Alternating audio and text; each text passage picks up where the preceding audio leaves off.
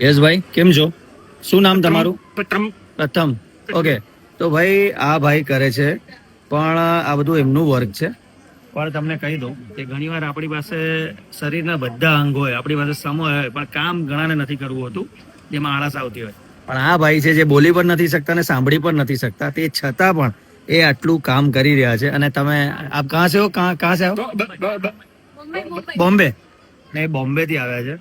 તો એમને જોઈને એટલી ખુશી થઈ અંદરથી કે ભાઈ નથી બોલી શકતા, નથી સાંભળી શકતા, તે છતાં પણ એ આખો સ્ટોલ એમણે જાતે મેનેજ કર્યો છે અને અત્યારે વર્ક કરે છે અને સેલ પણ કરે છે. તો ભાઈ નાઇસ ટુ સી યુ. હા, તો ભાઈ કોઈને પણ કામ આમને આપવું હોય તો ભાઈ આ સ્કેન છે, એમને કોન્ટેક્ટ કરી શકો છો. કારણ કે બિઝનેસ જ કરે છે, કઈ વસ્તુ માંગીને નથી કરતા, એમને કઈ જોઈતું પણ નથી ફ્રીમાં, પણ એમને વર્ક કરવું છે અને એ વર્ક કરી રહ્યા છે.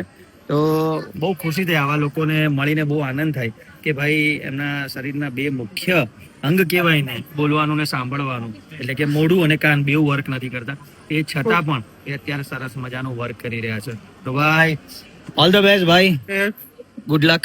તો ભાઈ આવું છે ભાઈ, આ દુનિયા છે, એટલે જે છે ને એમાં જીવી લો અને એમાં ખુશ રહો. સાચું ને?